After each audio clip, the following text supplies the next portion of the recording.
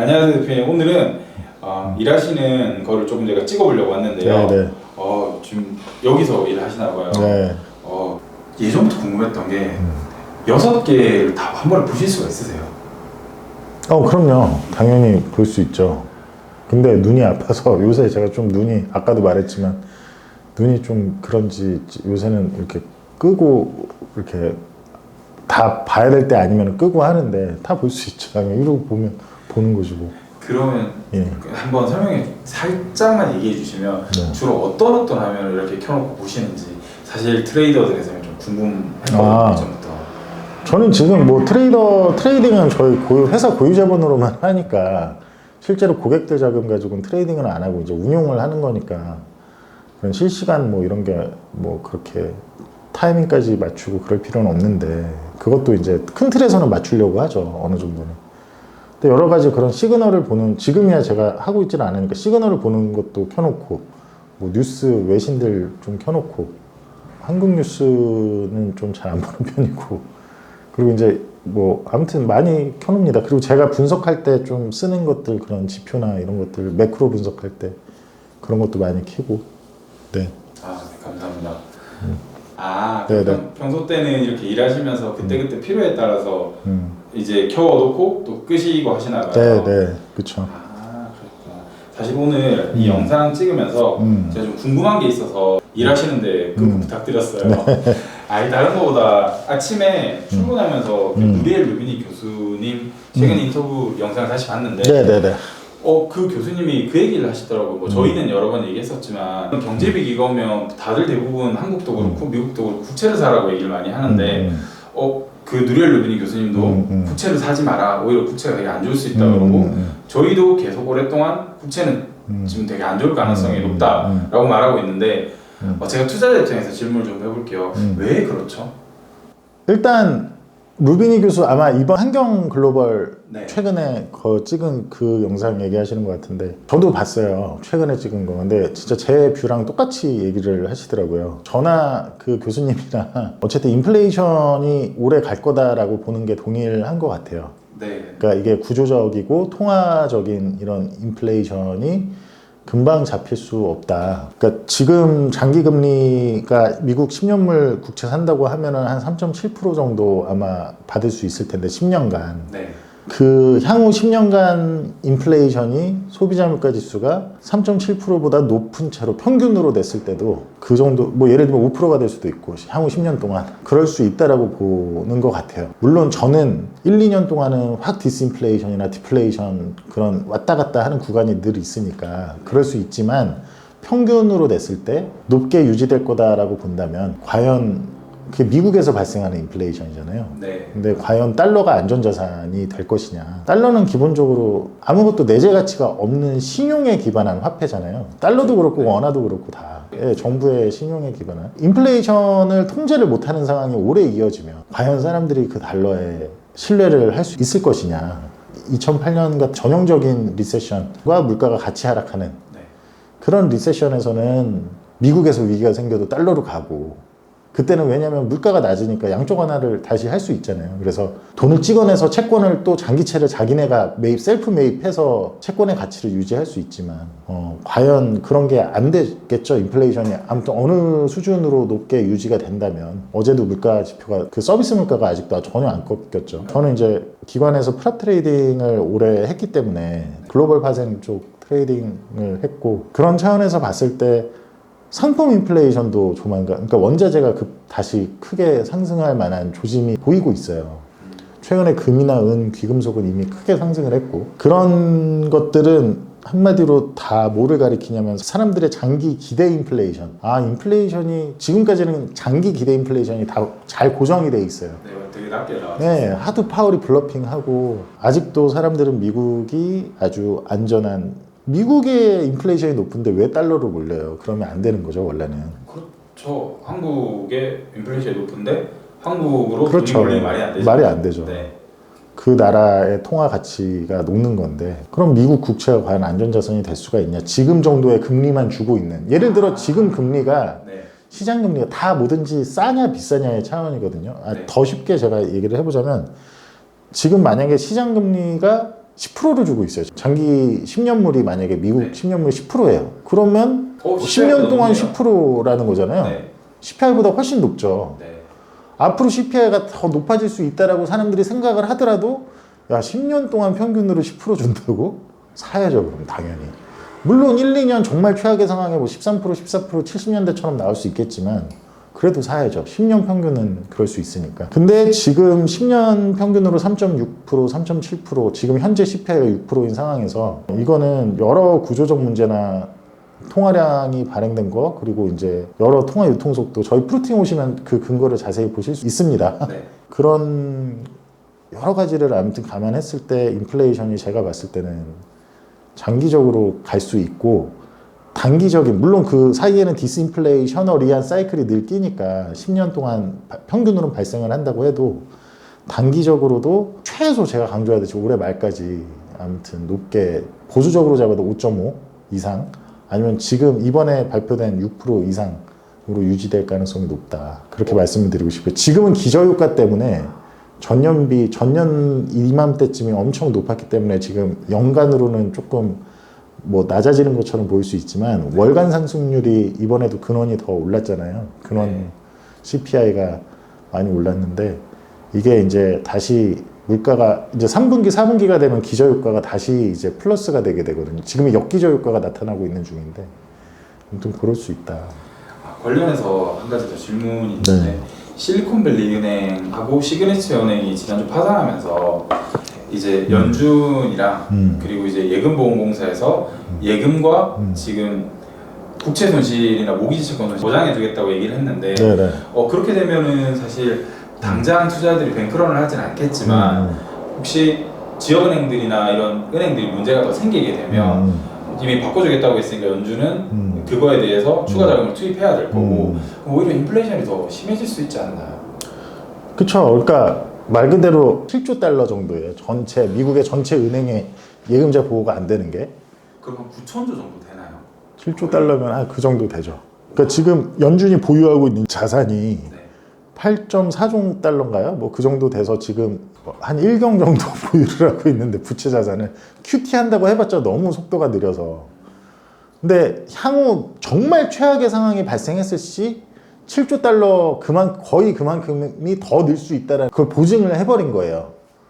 근데 물론 이번에 그렇게 보증을 연준에서 했기 때문에 예금자들이 인출을 안 할 수 있겠죠. 안 할 가능성이 높고 이미 진화가 좀 되는 느낌이 나서 어제 주식도 다시 많이 올랐는데 은행주들이 이제 연준이 보장해줬으니까 괜찮겠구나 하고 그렇지만 뭐를 간과하냐면 만약에 제가 얘기하듯이 원자재 인플레이션이나 상품 인플레이션이 다시 발현되면서 인플레이션의 줄기가 더 오히려 여기서 더 내려가는 게 아니라 더 올라간다든지 전월비로 아니면 높게 유지되는 게 더 오래 간다든지라고 한다면 네. 연준은 이미 긴축을 작년과 같은 기울기로는 이제 못한다라는 건 다 모두 컨센서스잖아요. 네. 뭐 터미널 레이트를 9%까지 올릴 거야라고 생각하는 쪽은 아무도 없단 말이에요. 왜냐면 그렇게 되면 지금 같은 부채가 많은 경제에 엄청난 문제가 닥쳐올 거를 사람들이 이제 다 알기에 그런 상황인데 거기서 만약에 인플레이션이 더 높아지거나 아니면 사람들 예상과 다르게 뭐 올해 연말이면 지금 리세션과 함께 2%로 떨어지겠지 이런 게 이제 지금 현재 주 컨센서스인데 들 예상과 다르게 지금 현재의 수준이 오래 간다든지 아니면 오히려 최악의 상황은 더 높아진다든지 어떤 원자재 인플레이션과 함께 지정학적 충격이 있을 수도 있고 그런 상황이 발생된다면 연준은 지금까지는 빈총 가지고 막 블러핑 했는데 이제는 그 빈총 안에 총알이 없는 걸 사람들이 다 많이 아는 상황이잖아요. 이번에 실리콘밸리 은행도 터지고 뭐 이런 지역은행들 터지면서 그럴 때 장기 인플레이션 기대가 어떻게 될 거냐. 사람들이 앞으로 인플레이션이 올라갈 거다라고 생각을 하게 된다면 그 사람들은 더 소비 활동이 활발해집니다. 왜냐하면 물가가 떨어질 거니까 빨리 내가 받은 화폐로 미리 실물을 사놔야겠다.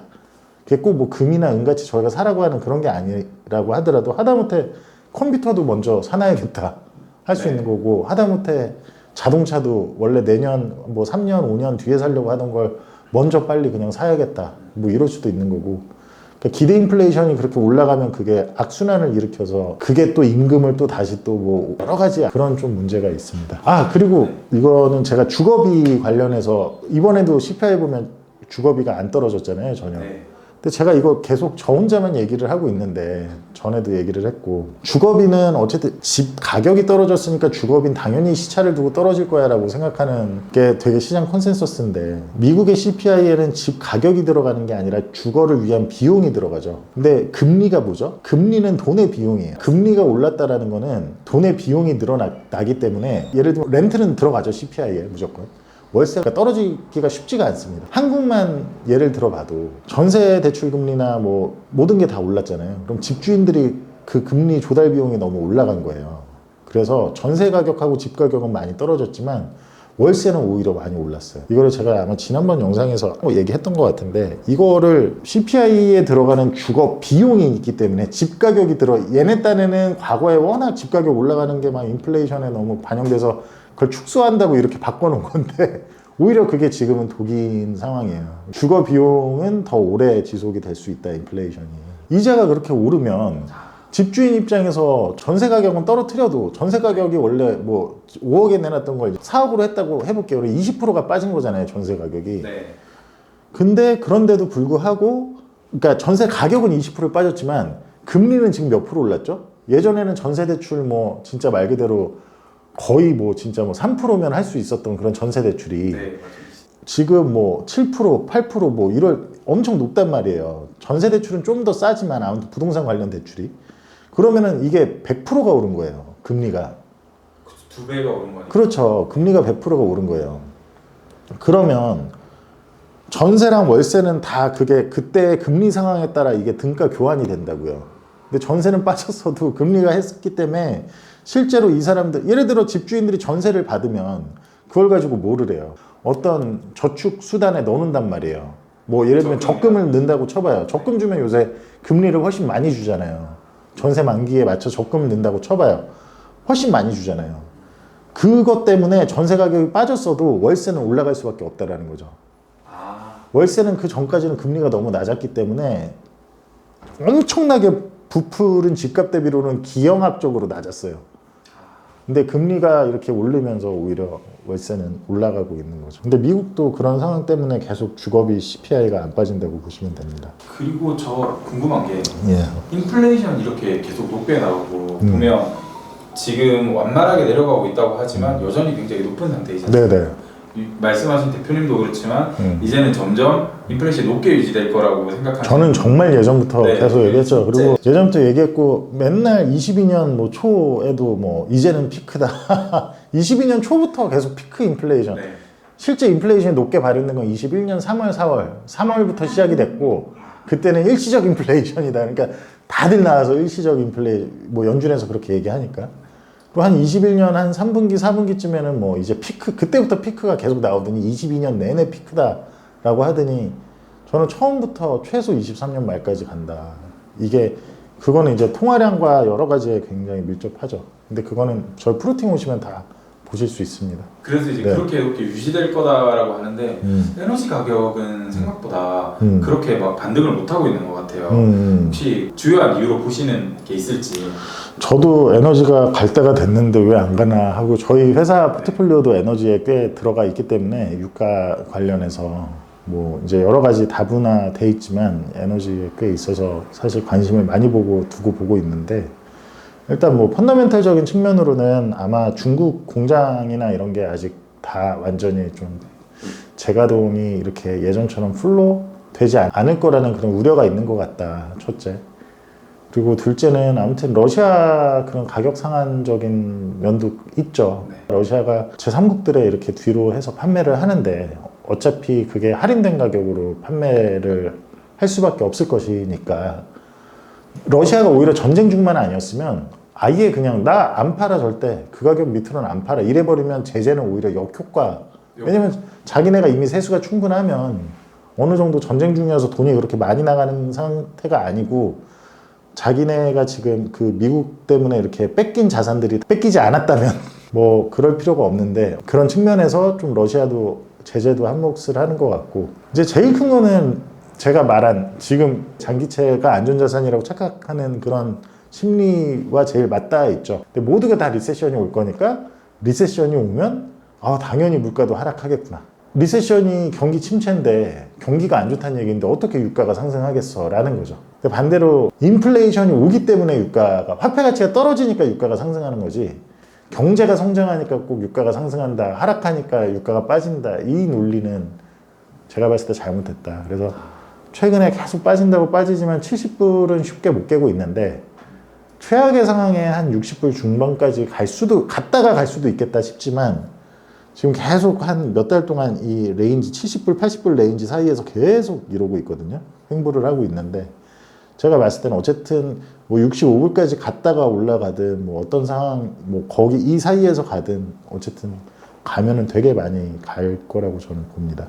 피터 시프라는 분의 글을 봤는데 예금보험이 되지 않는 게 7조 달러 정도라고 하더라고요. 아까 전체 은행에서 지금 FDIC 보험이 안 되는 게 7조 달러 정도이죠. 근데 그거를 지금 다 보장을 해주겠다고 했으니 지금 예금만 그런 거니까 또 국채 이런 건 따르고, 근데 최악의 상황엔 정말 다들 뱅크런을 하겠다, 뭔가 아마겟돈이 펼쳐지면 7조 달러가 될 수도 있는 건데, 일단 그 전에 먼저 지금 일단 연준이 다 보장을 해주겠다라는 걸 얘기를 했으니 아마 사람들이 다 같이 내 돈, 내 현찰 줘 이러진 않을 거예요. 그 말 자체로 이미, 그러니까 그게 전체가 예금 7조 달러라는 게 중요한 게 아니라 다만 그만한 이제 그거를 다 보장해 주겠다고 했으니까 그 정도의 인플레이션 리스크가 열려 있는 거죠. 그러면 어떤 상황에 진짜 그런 아마겟돈의 상황이 펼쳐질 수 있을까? 그러니까 7조 달러는 아니더라도 최소 한 2조 달러 정도, 2조 달러면 7조 달러면 거의 1경 가까이 되는 돈이니까, 그러니까 2조 달러 해서 뭐 한 3천조 원 한국 돈으로 그 정도는 플러스가, 그 정도를 연준이 보장을 해줘야 될 수도 있는 거죠. 지금 다 그렇게 발표를 했으니. 그럼 어느 상황에서 그럴 수 있을까라고 생각하면 70년대와 같은, 제가 아까 얘기한 앞으로 인플레이션이 더 올라가겠구나라고 사람들의 기대 인플레이션, 장기 쪽 기대 인플레이션이 막 올라가면, 그러면 최근에 금이나 은이 상승한 게 약간 그런 효과라고 저는 보고 있는데, 그렇게 되면 사람들이 은행을 가서 돈을 다 인출을 해달라고 하겠죠. 그러니까 왜냐하면 은행에서는 체킹 어카운트에서 이자를, 인플레이션이 점점 더 올라가는데 대형 은행들은 0% 준대요. 0%. JP모건이나 이런 데들은 안전한 대신에 우리는 0%만 줘. 뭐 이자 안 줘. 뭐 이런 거예요. 그리고 일반 다른 은행들은 뭐 작은 은행들도 아무튼 0.50bp, 0.5% 뭐 이렇게 주는 거예요. 근데 지금은 계속 말하죠. 모든 건 인플레이션 기대치에 달려 있는데 사람들이 최근에는 자꾸 위기다 하니까 전형적인 가장 최근에 있었던 위기가 리먼 사태잖아요. 네. 그런 위기를 떠올리고 자꾸 달러에 몰리고 미국채에 몰리고 그런 현상이 있을 수 있었죠. 지금까지는. 그러니까 그 말은 위기는 물가는 당연히 같이 하락할 거야. 리세션이 물가를 같이 잡을 거야 라는, 한국의 다른 전문가분들 중에 리세션 얘기하는 분들 다 지금 그 얘기하는 겁니다. 그러니까 장기채를 사라고 하는 거예요. 근데 아니다. 제가 봤을 때는 아무리 제가 트레이더로서 보는 것과 또 이코노미스트적인 측면에서 짧게 봐도 올해 말까지는 아니다. 그러면 그런 고비가 다시 풀리는 현상이 곧 나타날 수 있기 때문에 이게 되게 중요한 내용인 거고, 그런 환경에선 70년대처럼 장기금리는 계속 올라간다. 결국엔 인플레이션 근처까지 올라간다. 장기금리가. 그러면 이어서 질문하고 싶은 것이, 만약에 대표님이나 루비니 교수처럼 이제 인플레이션이 계속 또 높아지거나 최소한 지금처럼 유지될 거라고 생각하시는 분들 입장에서 보면 지금 상태처럼 인플레이션이 높게 유지되면 은행들이 갖고 있는 장기채 포지션도 점점 더 안 좋을 수밖에 없는데 기대 인플레이션이 올라갈 수 있으니까. 그러면 그게 액면가로 바꿔주겠다고 한 연준이 다 액면가로 바꿔주겠다고 했죠. 아주 소정의 이자만 받고. 그럼 또 돈을 찍어서 그걸 메꿔야 되니까. 그렇죠. 인플레이션이라는 건 원래 본래 어원이 통화량 공급의 증가가 인플레이션이에요.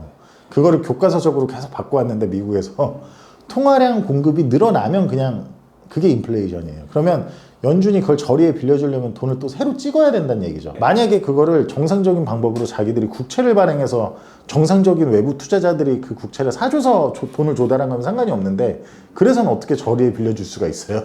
연준이 또 돈을 당연히 찍어야 되는 거죠. 그게 새로운 QE죠. 뭐 QT를 한다면서 지금 그걸 같이 하는 게 말이 안 되죠. 사실은. 그러면 그런 과정이 들어가게 되는 거예요. 그러면 과연 이게 향후 인플레이션에 대한 기대를 어떻게 잡는 게 맞겠냐라는 생각을 그럼 해보는 악순환의 고리가 반복될 수 그렇죠. 있겠네요. 그러면서 보통 텐트럽이 나타나는 거죠. 이해된 거. 그 과정이라고 저는 생각을 합니다. 지금 물론 제가 틀렸을 수도 있고 그리고 닥터 루비니 교수도 유명하고 대단한 분이지만 실제 그걸 투자로 연결하는 분이 아니다 보니까 좀 타이밍이 좀 그런 부분이 있으시죠. 근데 저는 어쨌든 제가 트레이더로서 보는 제가 투자를 직접 하고 운용도 펀드도 하고 뭐 트레이딩도 하고 하는 사람으로 봤을 때 아니다. 지금 여러 시그널이 그 악순환의 고리가 그렇게 멀지 않다라고 보시는 거죠. 아주 멀지 않은 것 같다. 이해가 잘 된 것 같아요. 네. 그럼 투자분들 입장에서 지금은 어떤 자산에 투자하는 게 좋을까요? 또 내일 제가 그 한국경제TV에 오전 11시쯤에 촬영인데 생방송일 수도 있고 잘 모르겠어요. 근데 그 작가님도 물어보시더라고요. 그래서 그럼 어떤 자산? 그럼 말했듯이 70년대랑 저는 비슷한 현상일 거다 결국엔. 달러에서 70년대는 미국 주식이 무너지고 그런 위기가 딥한 리세션이 오는 와중에 달러가 강해지는 게 아니라 반대로 약해졌고 달러 자산에서 장기 국채 가격이 올라가는 게 아니라 오히려 계속 빠졌죠. 장기 시장 금리가 계속 올랐어요. 그러니까 오히려 약해졌다. 그럼 그쪽에서 빠져나오겠죠. 그렇기 때문에 달러 자산이 아닌 자산, 미국보다 인플레이션이 낮고 예를 들면 중국처럼 미국은 S&P 500 기준으로 퍼가 PER이 지금 약 20배가 넘어가는데 아직도 인플레이션이 그렇게 높은데도 보통 인플레이션이 그 정도 높으면 역사적으로 봤을 때 최소 15배 이하여야 됩니다. 15배 이하 그리고 최악은 7 정도까지 내려가요. 7, 6, 7, 8 뭐 이렇게. 그러니까 만약에 정말 최악의 상황까지 간다면 엄청 많이 빠져야 되는 거죠. 중국 쪽에서도 좀 그런 중국 경제 재개방을 했으니 온라인 관련 소매 관련준 빅테크 중에서도 소매 쪽 그런 쪽들은 지금 최근에 엄청 오르다가 또 지금 또 다시 조정이 또 꽤 와서 지금 아주 저는 저렴하고 너무 저렴하다. 그런 주식들이 그리고 퍼가 뭐 10배도 안 하는 것들도 즐비하니까. 그러니까 인플레이션은 결국에 돈의 가치를 현재 가치를 높이기 때문에 그렇게 멀티플이 이유 없이 높은 것들이 정상화되는 과정이다. 역사적으로 늘 지난 100년, 200년 시계열로 봤을 때 그랬다. 그리고 제일 제가 강조하는 거 늘 원자재를 사셔야 된다. 예, 그렇게 보면 될 것 같습니다. 그러면 특정 원자재를 사는 게 좋을까요? 아니면 전체적인 원자재 보시면 좋을까요? 원자재를 욕심내서 하고 싶다라고 하실 거면 근데 다만 원자재를 많은 분들이 어렵고 그렇게 정말 지금처럼 어려운 장에서 추가 수익을 내고 싶다라고 하시면 웬만하면 저희한테 문의를 하셔서 그게 낫다. 그게 아니라 좀 자산을 보호하는 어느 정도 인플레이션으로부터 보호하는 차원에서 하고 싶다라고 한다면 그냥 원자재 뭐 전체 원자재 뭐 DBC 같은 거 사셔도 괜찮고 최소한 뭐 금이나 은 같은 거는 조금 가지고 계셔도 좋고 예, 그렇게 말씀드리고 싶습니다. 가끔 이렇게 와서 제가 좀 질문 드려도 아유 그럼요. 저희도 많이 저희를 뭐 이제 시작한 지 오래 안 됐으니까 더 많이 알리고 그래야 되니까. 근데 제가 어디 가서 말을 잘 못해서 사실 글을 많이 쓰는 편인데 이렇게 많이 알리려면 요즘은 세상이 유튜브 세상이니까 영상을 어쩔 수 없이 해야겠구나 해서 제가 요새 영상을 이렇게 찍고 여기저기 3프로 같은 데도 나가고 하잖아요. 근데 말이 좀 이렇게 막 일관되게 잘 하는 스타일이 아니라고 해서 제 전망에 근거가 별로 약해 보이실 수 있는데 그러신 분들은 좀 저희 사이트를 와서 자세히 보시면 실제 이번 2020년, 21년에부터 시작된 이 사이클에 누가 제일 잘 맞췄냐 정말 저는 자신 있게 심지어 20년 3월에 팬데믹 저점도 제가 맞췄어요. 그거 한국에서 맞춘 사람 저밖에 없어요. 그때 당시 진짜 그때 제가 정확하게 맞췄어요. 인플레이션 21년부터 엄청 높을 거다.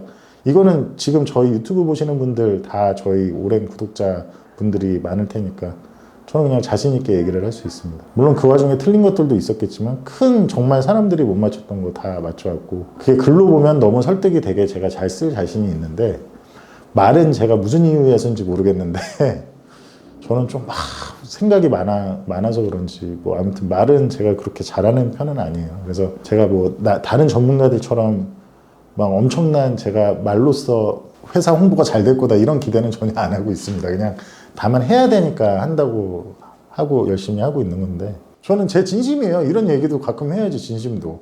어쨌든 누가 맞는지 최소한 근데 나중에 다 맞았을 때는 좀 어떤 분이 제가 이렇게 과거부터 해온 것 좀 짧게라도 편집 이렇게 해서 하나 영상으로 만들어서 좀 알려줬으면 좋겠어요. 적어도 힘든 거는 다 지나서 맞았을 때 그게 최소한의 크레딧이 저희한테 좀 왔으면 저희 회사로 왔으면 좋겠어요. 그러면 대표님 네. 이렇게 말씀하시는 부분들 다음 주 세미나 가면 저희 들을 수 있나요?